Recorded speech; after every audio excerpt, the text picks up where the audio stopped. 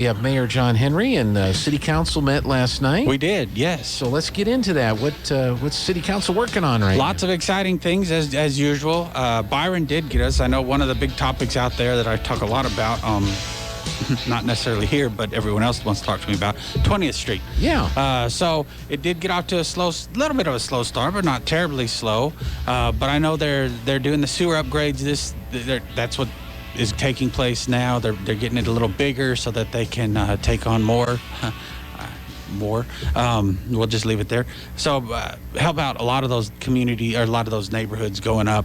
He's getting ready for some possible development if it ever took place and things like that. So that's kind of what's happening right there is that part of the project. We're now kind of upgrading some of those utilities under the road. I know he was excited about some of the water stuff that's going to happen there. That's a big part of it. I say it every time I'm here. If y'all are interested in how the water system works and your pressure and everything else and why these things need to take place, it really is a fascinating. I keep saying he needs to come sit here and tell you all that, and I don't know that you could do it justice over the radio because you kind of need to see the maps, and you probably could do it on there. Mm-hmm.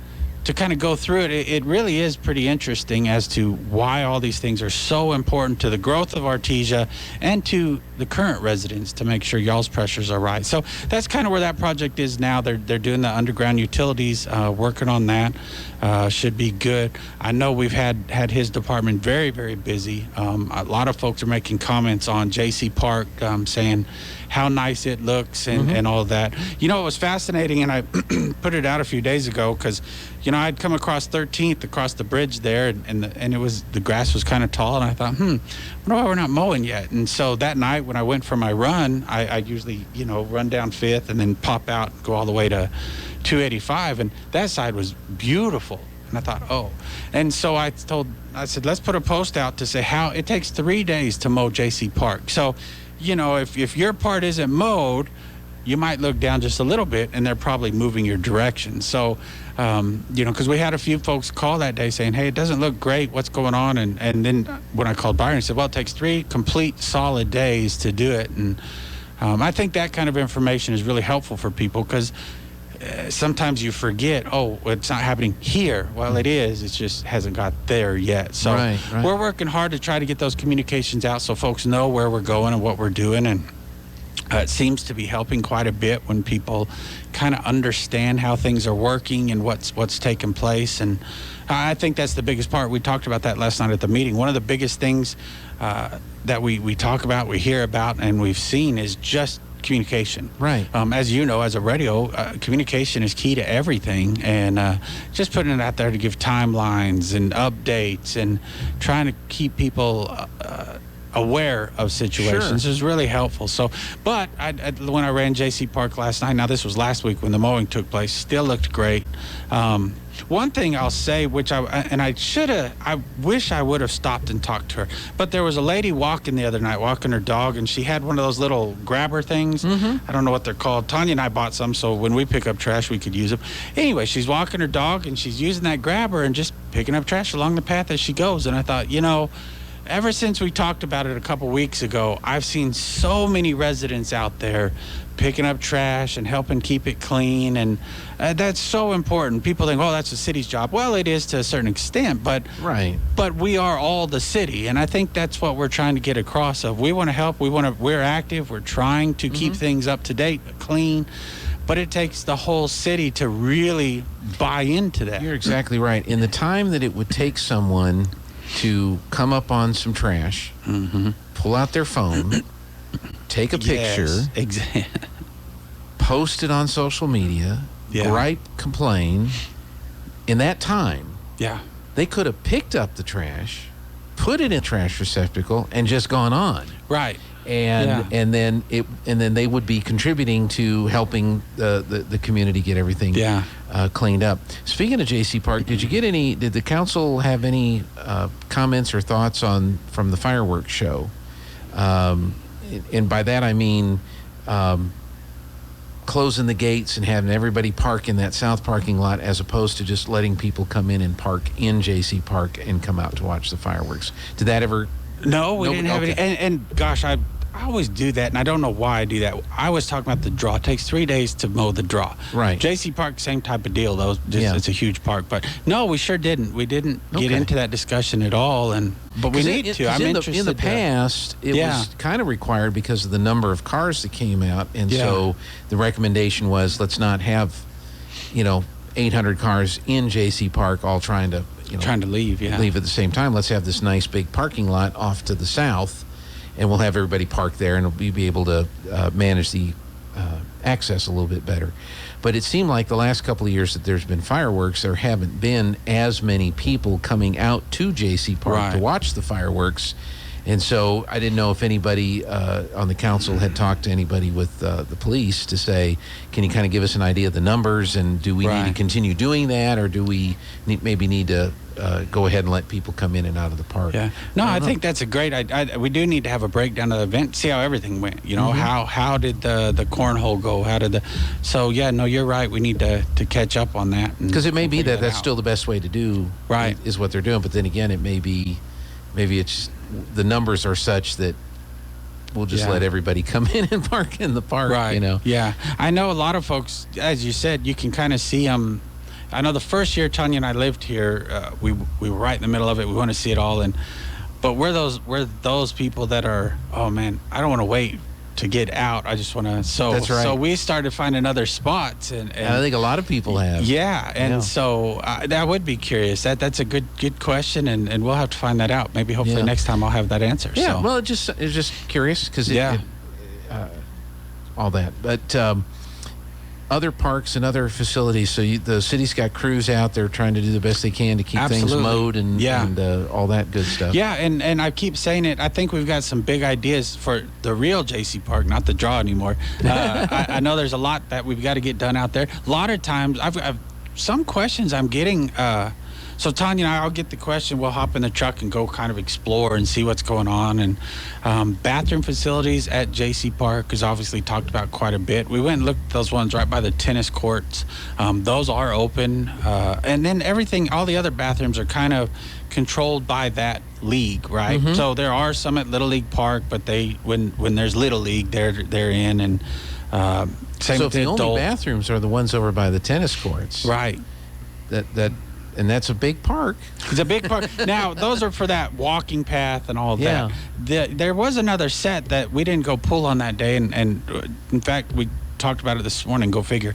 We're going to go pull on those doors and see. But there is another set a little bit further down the park. And I don't know if they're open or not. So we're going to go see about those and check them. But I was really surprised. The ones at the tennis court, now they're not, the fanciest, but they were clean and ready to go. So I was glad to see that. I was afraid we were going to open the door and be like, oh, no, they were in good shape and everything else. So because going back to the fireworks thing, if everybody's parking way over here and they're walking across the field to get to the park here to sit to watch the fireworks, need to run to the bathroom before we leave. Yeah. You got to go all the way over there. Right. Yeah. Well, and I know we're working on hopefully getting some other shuttles. Things. We need a shuttle system. Yeah. We need to. We should. Well, I can't say that because then people think, oh, John's using his power. It's not a suggestion for John. But you've got those little scooters that you swipe them and it's like $1. You see them in all the cities. They're all up in Roswell now. Yeah. We should have those. Yeah. And somebody, but you never know. Could be a million idea for someone. I've gifted that to somebody. There you go. There you go. It will not be me. I'm not taking advantage of it. So. You got to think about those things. Got to disclose all that anymore. So. Well, good. Well, what else came up at council? So that was a lot of that. Obviously, police and fire has been very busy. I was glad to hear the fire department had a deal this last weekend.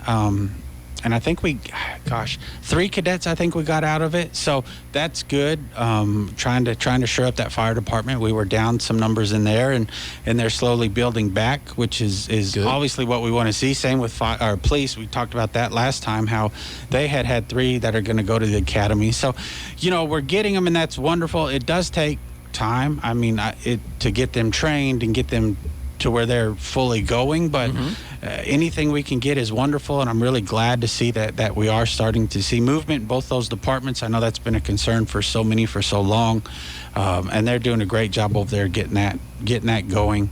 I think it's tough everywhere you talk. I mean, I've been on a number of calls, Zoom calls and things where that's a big topic of how, and so we're all doing the same how. But I'm glad to see we're getting some, which is really good. So those departments, lots of good things happening there. That's always exciting. The city has been very, very busy. I mean, we've got lots and lots of things going on. I hope people see all the big changes we've got. We've talked about City Hall. They're working on Texas Street now, trying to get things caught up, cleaned up, and ready to go. Like I've said a million times, it might not be at everybody's pace, but for the amount of projects that we're trying to get accomplished and pulled off, I think we're working at I did apologize and thank all the department heads last night, because we have pushed and we've pushed hard, and they have done an incredible job of stepping up and getting them, meeting that challenge and doing it. So between our department heads and our just the staff of Artesia, I think folks should be proud. Like I said, we should take pride in our city and all the things we can accomplish together, picking up trash, no matter what it is. It was kind of cool. I'm like a squirrel this morning. I was at a restaurant the other day, and then there was a traveler in there. I think they were from Kentucky or Kansas, one of the K-states. Anyways, a bunch of Artesians around there telling them all the cool stuff in Artesia. And I thought, that's why we're great. People are proud to be in this city, and I think if we can keep that rolling and keep that excitement, and it's never gone away, it's nothing new, but that's what makes us unique. Even like we were talking about earlier with the football stadium, when people come in there and they see it and they see the pride we take in so many things, and I mean, that's what drew Tanya and I to this city so long ago, is the pride it took in itself, and that's important to so many people. So it's really cool to see it out there.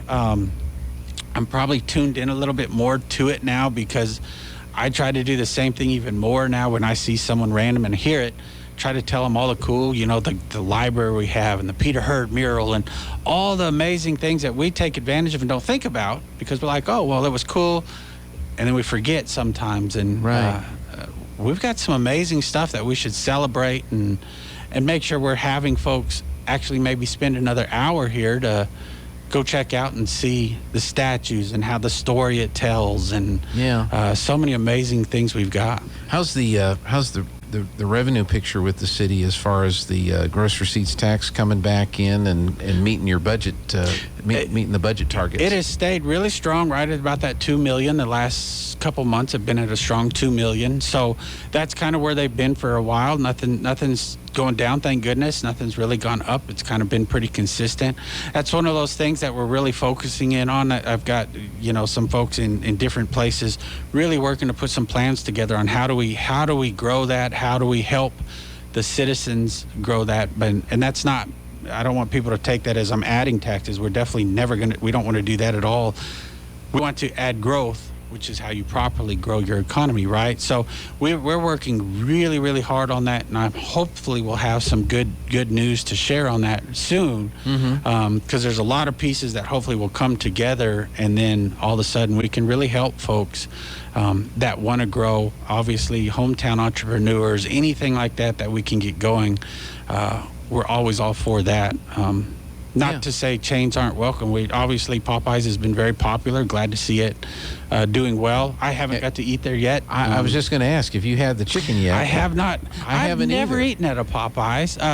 There's a gentleman last week was telling me it's one of his favorite things when he goes back to Louisiana and all that. And so I need to go try. Well, they're in El Paso, or at least they used to be in El Paso. Yeah. I've been so long since I've been down there. I would go down to, like, you're going to the mall. Yeah. And you turn there at the airport, and there's a Popeyes right there. I don't know if it still is or not. Like I said, it's been a long time. But and then they had them like in D.C.